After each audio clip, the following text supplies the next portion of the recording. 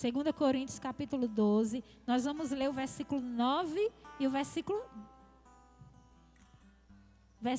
A partir do verso 7, vamos ler. Amém? Quem achou, por favor, diga amém. Glória a Deus. Diz assim a palavra do Senhor. E para que não me ensoberbecesse, com a grandeza das revelações, foi-me posto um espinho na carne, mensageiro de Satanás, para me esbofetear, a fim de que não me exalte. Por causa disso, 3 vezes pedi ao Senhor que o afastasse de mim.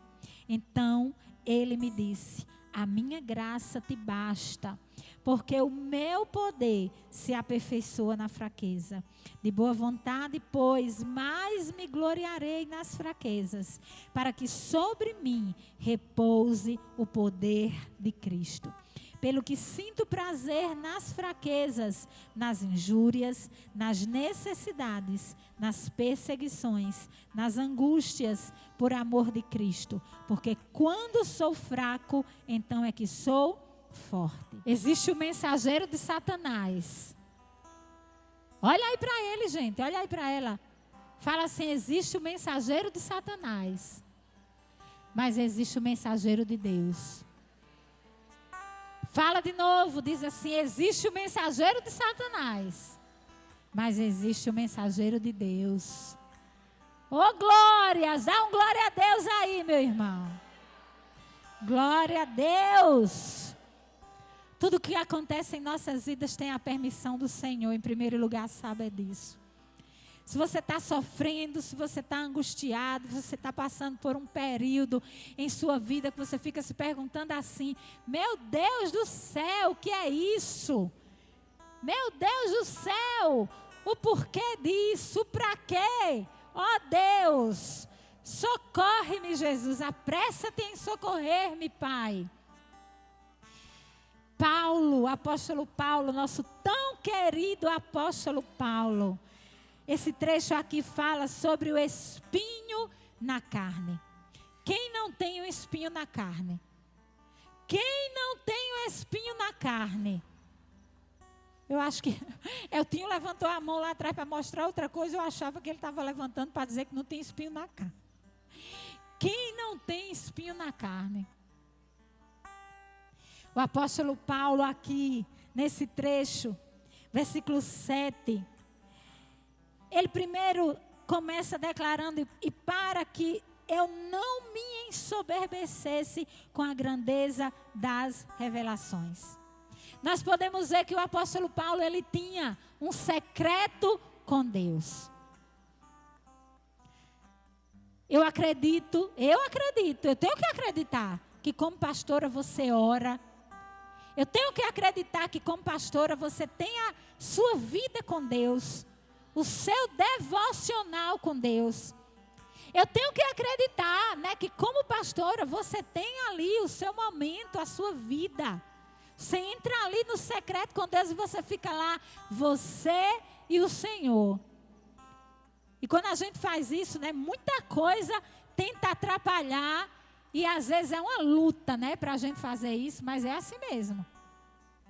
E o apóstolo Paulo, ele tinha o secreto dele com Deus. Ele tinha a vida dele com Deus. Ele tinha o momento dele com Deus. E quanto mais a gente busca a Deus, mais revelação o Senhor nos dá. Quer que eu comprove isso? Qual é o versículo que diz isso? Salmo 25, 14 diz o quê? Que a intimidade do Senhor é para aqueles que o buscam, a qual Ele fará conhecer a sua aliança. Vamos lá, gente, ó. Todo mundo olhando para aqui. As crianças vão sossegar. As maiorzinhas, as crianças vão sossegar. Tá certo? E os pais, ó, os adolescentes, os jovens, prestem atenção aqui. Salmo 25, 14, o que é que diz, igreja? Vamos aprender que a intimidade do Senhor é para aqueles que o buscam. A qual Ele fará conhecer o que? A sua aliança. Quer conhecer a aliança de Deus? o busque. Quer conhecer coisas grandiosas que às vezes não te foi revelado? O busque. O apóstolo Paulo, ele estava falando aqui que ele tinha grandezas de revelações. Hoje pela manhã eu me encontrei com uma certa pessoa que ela, numa situação, ela viu claramente a pessoa transfigurado de um demônio. Sabe, você está conversando com a pessoa e a pessoa está tentando lhe persuadir com uma palavra. E se você estiver no seu natural, você vai achar que aquilo é natural. Mas se você estiver em intimidade com Deus, o que é que pode acontecer? Deus mostrar para você realmente o intuito daquela pessoa. Sim ou não, gente? E a pessoa me testemunhou. Hoje, na hora do almoço, nós almoçamos juntas. E a pessoa testemunhou que viu claramente um demônio na face da pessoa. Paulo, ele via as grandezas das revelações de Deus. Deus revelava para ele. Eu fico pensando, né? Que Paulo, ele via as lutas nas regiões celestiais. Paulo via os demônios, Paulo via os anjos. Paulo está exposto aqui na palavra de Deus de forma muito clara. E ele entendeu claramente que para que ele não se ensoberbecesse com a grandeza das revelações, foi posto um espinho na carne para lhe esbofetear. Alguém que esbofeteia você. Dói? Sim ou não? Dói. Tem situações que a gente passa que dói. Alguém que esbofeteia você vai lhe deixar triste? Com certeza. Você não vai ser esbofeteado e você vai ficar feliz porque está sendo esbofeteado. Diante daquele problema, diante daquela situação. Paulo diz que orou por 3 vezes, ele pediu ao Senhor que o afastasse dele. Alguns teólogos afirmam que era uma enfermidade. Outros dizem que era uma esposa, que ele passava grandes lutas com aquela esposa e ele já não suportava mais, já não aguentava mais. E por 3 vezes ele orou: Deus, afasta de mim. Deus, afasta de mim. Sabe quando você está passando por uma luta? Uma luta grande, uma dificuldade grande que já faz tempo e você fica: Senhor, quando é que vai terminar? Deus, quando é que você vai afastar aqui? Deus, eu estou orando, eu estou rogando, eu estou clamando. Mas primeiro eu quero falar para você que tudo que acontece na nossa vida, mesmo as dores, só acontece com a permissão de Deus. Em primeiro lugar, eu falo para pessoas que têm tido muitas dores nesses últimos dias. E se você é essa pessoa, se você não é, glória a Deus. Se você é, eu quero dizer que as dores que têm chegado, elas estão acontecendo porque elas têm a permissão de Deus. E eu gostaria que você abrisse a sua Bíblia no livro de Jó, capítulo 1, versículo 12. Quando diz que Jó também passou por grandes provações de fé, mas ele só passou porque Deus permitiu. Paulo só foi esbofeteado porque Deus permitiu. Você só está aí com esse espinho na carne que talvez em aconselhamento você tenha falado para mim, mas talvez eu nem saiba qual é o teu espinho na carne. Eu nem imagine qual é a luta. Eu nem imagine qual é a dor, mas ela só está acontecendo porque Deus permitiu que ela aconteça. E eu gostaria que você abrisse no livro de Jó, amém? Capítulo 1. Vá fazendo uma forcinha para olhar para a palavra e não olhar para as crianças, tá certo?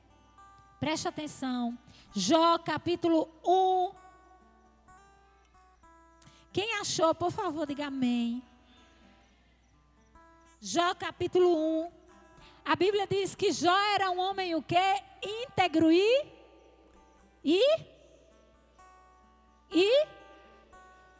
Jó era um homem justo e reto aos olhos do Senhor. Em nada Jó pecava, mesmo ele sendo pecador. Mas a Bíblia fala, no verso 6, acompanhe comigo. No dia em que os filhos de Deus vieram apresentar-se perante o Senhor, veio também Satanás entre eles.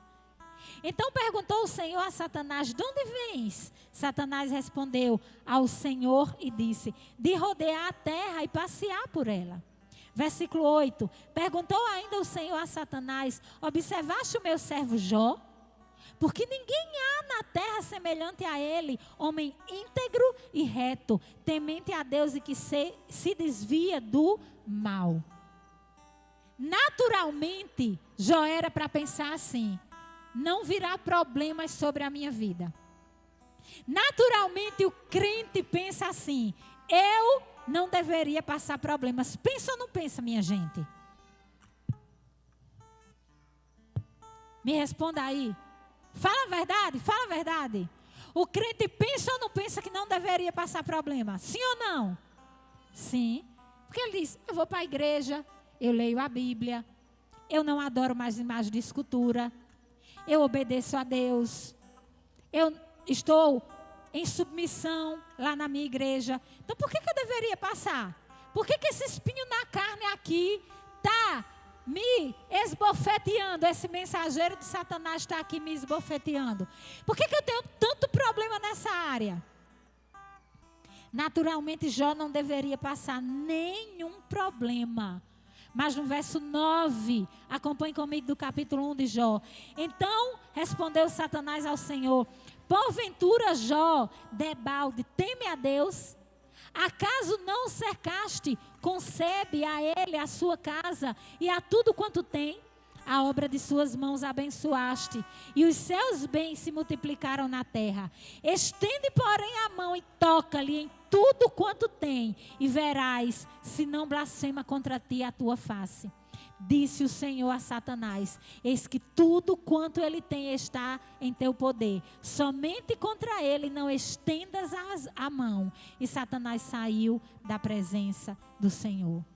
E a partir dali, com aquela permissão de Deus, para que Satanás provasse ali Jó, para que Satanás enviasse todas aquelas coisas que vocês conhecem a história de Jó, tudo aconteceu até que o capítulo 42 chegasse.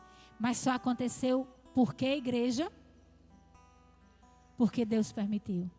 Olhe para quem está do seu lado e diga: o espinho na carne na tua vida só acontece porque Deus permitiu.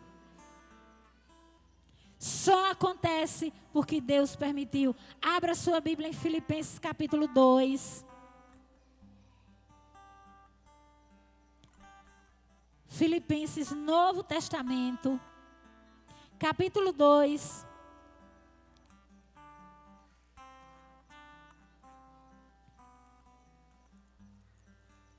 Versículo 25 ao 30.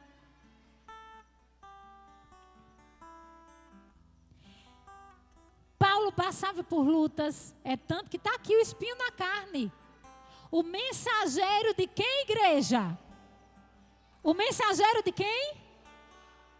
Esbofeteando Paulo. Eis aqui mais uma vez, Paulo relatando que passava por luta durante aqui o seu ministério, durante a sua vida. E ele agora fala de um companheiro na fé, um companheiro de ministério, Epafrodito. Versículo 25, olha o que é que diz.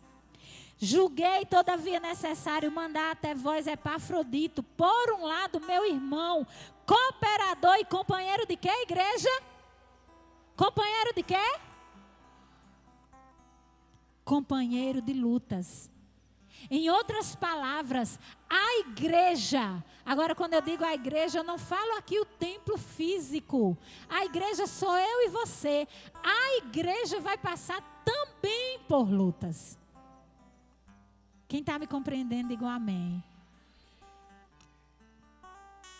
Companheiro de lutas, e por outro, vosso mensageiro e vosso auxiliar nas minhas necessidades, visto que ele tinha saudade de todos vós e estava angustiado, porque ouviste que adoeceu, quer dizer, ele ficou doente. E o versículo 27 diz, com efeito adoeceu mortalmente. Amados, eu fico olhando, preste atenção, para a irmã Maria.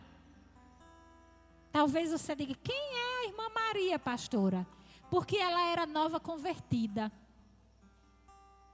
Primeira vez que eu vi a irmã Maria, algo me chamou a atenção. Ela não tinha uma perna. Uma perna dela havia sido amputada por causa da diabetes. E um certo dia, uma mensagem chegou lá em casa do irmão Alexandre, pedindo ao pastor que orasse por ela, porque ela estava com a ferida. E a ferida, a carne estava exposta, estava na carne viva, como a gente diz. E ali o pastor gravou um áudio, orou por ela, e para a honra e glória do Senhor, o Senhor Jesus a curou. Depois de 2 dias estava tudo fechado. E nós ficamos glorificando a Deus. Mas aí de repente, nesses últimos dias, chega uma mensagem. 3 horas da manhã, nós estávamos lá em casa, chega um áudio, Alexandre desesperado pedindo socorro ao pastor, que encontrou a irmã Maria, nova convertida, morta, incendiada. E ele diz que a cor do corpo dela estava da cor aqui da cabeça desse microfone. Ela já estava carbonizada. Como entender essas coisas, irmãos? Como compreender que uma mulher que entregou sua vida a Jesus, que chegou aqui um dia, ali mais ou menos onde Hans Miller está, ficou ali numa cadeira de roda, assistindo o culto, cultuando ao Senhor, cheia de fé, e daqui a pouco morre desse jeito, diante de uma fatalidade. E aí, quem fica? Vai continuar acreditando no Senhor ou vai murmurar contra Deus? Existe o mensageiro de Satanás, que muitas vezes esbofeteia a nossa vida. Sim ou não? Sim ou não, gente? Esbofeteia na área pessoal, esbofeteia na área do casamento, esbofeteia na vida financeira, esbofeteia nas nossas emoções. Esbofeteia, fica lá, parece que está brincando com a gente. O mensageiro de Satanás. Mas ele só vem porque Deus permite. Olhe para quem está do seu lado e diga, ele só vem porque Deus permite. Epafrodito passou lutas com Paulo tremendas. Teve doença, a Bíblia fala aqui no verso 27 que ele adoeceu mortalmente, mas Deus se compadeceu de quem? De Paulo e dele, porque sabia que Paulo ia ficar imensamente triste e curou Epafrodito aqui a fim de que ele não morresse. Mas eu quero falar para você nessa noite sobre o mensageiro de Deus. Você não entendeu. Eu quero falar para você sobre o mensageiro de Deus. Se você voltar lá para 2 Coríntios 12, capítulo 12, 2 Coríntios 12. Da mesma forma que o apóstolo Paulo fala sobre o mensageiro de Satanás, no versículo 8, quem está comigo, diga amém. Diz assim, por causa disto, 3 vezes pedi ao Senhor que eu afastasse de mim. Aí no versículo 9 diz, o que é que diz aí na sua Bíblia? Diz o quê? Então, de novo, gente, então, não, então ele. Vamos lá de novo. Então ele.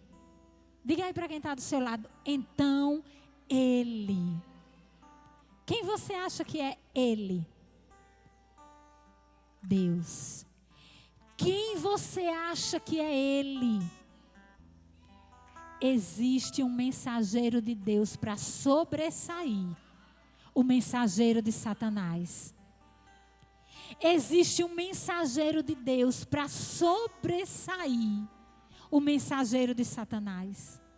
O apóstolo Paulo, ele declarou, então ele me disse, o que foi que o mensageiro de Deus disse, igreja? A minha graça te basta, porque o meu poder se aperfeiçoa em quê? Na fraqueza. É na hora da luta. É na hora da dificuldade. É na hora da adversidade. É na hora lá do esbofeamento. Existe um mensageiro de Deus para aquela hora. Sabe o que é a graça, meu irmão? A graça é a provisão de Deus para tudo que nós precisamos. Você não pense que porque você está passando pela dificuldade, você vai ficar nela e você não vai ser suprido por Deus, não. Ao contrário, olhe para quem está do seu lado e diga, no meio da dificuldade você vai ser suprido por Deus. Isso é graça. Isso é graça. E o mensageiro de Deus disse o quê? A minha graça te basta. A minha graça te basta.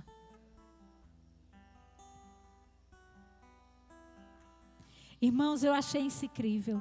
Quando eu li isso hoje, no versículo 7 que eu cheguei, e eu grifei, mensageiro de Satanás. Aí eu cheguei no versículo 9, quando o apóstolo Paulo disse, então ele me disse, eu digo, ei, tem um mensageiro de Deus.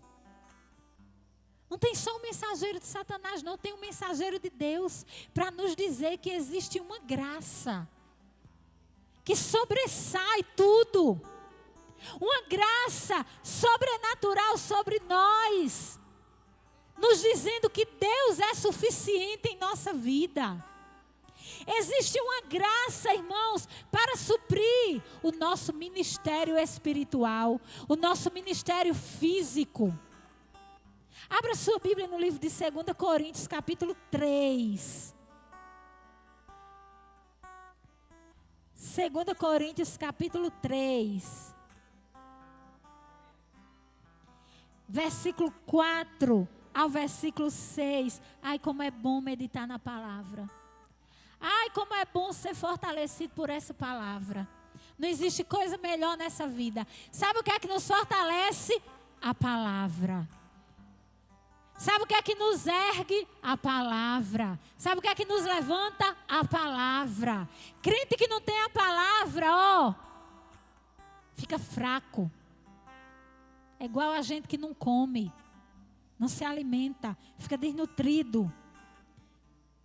2 Coríntios capítulo 3, versículo 4 e 6, olha o que é que diz. E é por intermédio de Cristo que temos tal confiança em Deus. Não que por nós mesmos sejamos capazes de pensar alguma coisa, como se partisse de nós, pelo contrário, a nossa suficiência vem de Deus, o qual nos habilitou para sermos ministros de uma nova aliança, não da letra, mas do Espírito, porque a letra mata, mas o Espírito vivifica. Irmãos, a graça de Deus, ela nos torna suficientes em Deus. A graça de Deus nos abençoa, é suficiente em nosso ministério espiritual. A graça de Deus, irmãos, eu fui ali para São Paulo do Potengi, no Sertão Presente, e hoje eu recebi uma foto que eu até expus lá no story do meu Insta. 4 casais de pastores ali daquela cidade.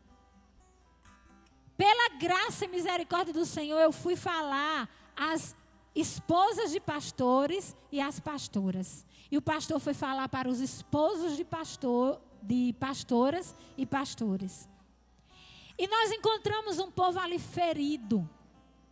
Teve um depoimento de uma pastora que ela falou assim, ela disse, a igreja que era para nos receber, a igreja que era para nos acolher, a igreja que era para nos amar, é a mesma igreja que está nos ferindo. E hoje mesmo aquele pastor entrou em contato com o pastor Nildinho e dizendo que estava querendo voltar para a cidade dele, a sua cidade de origem, porque ele não estava aguentando. E um conselho que nós demos para ele nas reuniões foi: juntem-se entre vocês. Ah, se nós tivéssemos isso lá na nossa cidade. Façam reuniões que fortaleçam vocês na fé, de oração, de jejum. Conversem uns com os outros, compartilhem os problemas. E lembrem-se que a graça de Deus é suficiente para fortalecê-los, para animá-los, para que vocês continuem de pé. E hoje eu recebi uma foto agora, já tardinha. E era uma foto dos 4 casais que tinham se reunido na casa de um, dizendo que tiveram um momento maravilhoso entre eles. E como eu glorifiquei a Deus, irmãos. Porque um dos objetivos do inimigo, sabe qual é? Ferir o pastor para a igreja ficar dispersa. É ou não é? Isso é ou não é o que diz a Bíblia? Queridos, a graça de Deus, ela nos ajuda no nosso ministério. A graça de Deus, ela supre as nossas necessidades materiais. 2 Coríntios 9, 8. Tudo em 2 Coríntios. Vá lá para o mesmo texto. 2 Coríntios 9, 8. Olha o que é que diz. Quem achou, por favor, diga amém. Deus pode fazer-vos abundar em toda graça, a fim de que, tendo sempre em tudo ampla suficiência, superabundeis em toda boa obra. É Deus suprindo a sua vida, é Deus suprindo a minha vida. Tudo que a gente precisa, irmãos, eu preciso de coisa para amanhã. Quem precisa de coisa para amanhã? Quem precisa, gente, de coisa assim para amanhã que você não pode? Eu preciso de coisa para amanhã, literalmente. O Senhor há de suprir em Cristo Jesus todas as nossas necessidades, por causa da sua graça. Para as nossas necessidades físicas, o que nós lemos, o poder do Senhor se aperfeiçoa na fraqueza. Quando pensamos que somos fracos, então é que nós somos o quê, igreja? Fortes. Fortes. 2 Coríntios 12, 9 foi o versículo que nós lemos. Quando pensamos que somos fracos, então é que somos fortes. Porque o poder do Senhor se aperfeiçoa em nossa fraqueza. O que eu quero que você fique nessa noite é: você tem ouvido muito o mensageiro de Satanás. Você tem até sentido ele te esbofetear. Mas eu gostaria que você abrisse os ouvidos para ouvir o mensageiro de Deus nessa noite. E o mensageiro de Deus nessa noite é: existe graça para a tua vida. Existe graça para a tua vida. Existe graça, existe favor imerecido de Deus. Existe bênção para a tua vida, existe graça. Existe uma graça que você vai ali viver, passando por aquilo que Jó passou para poder chegar lá no capítulo 42, onde o Senhor o honrou. Mas ele, apesar de Cristo não ter vindo naquele tempo, ele foi vivendo o quê? De fé em fé. Em outras palavras, de graça em graça. Amém? Olhe para quem está do seu lado e diga: ouça o mensageiro do Senhor. Existe graça de Deus para a tua vida. Vá por posse dessa graça. Ouça o mensageiro do Senhor nessa noite, amém? Eu tenho certeza que no meio aí, no meio do espinho na carne, aí, catucando, não é catucando, é, como é que a gente diz quando tem um espinho que a gente diz assim, fica latejando.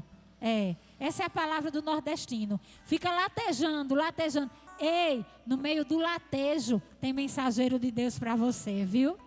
tem mensageiro da parte de Deus para dizer: a graça do Senhor te basta.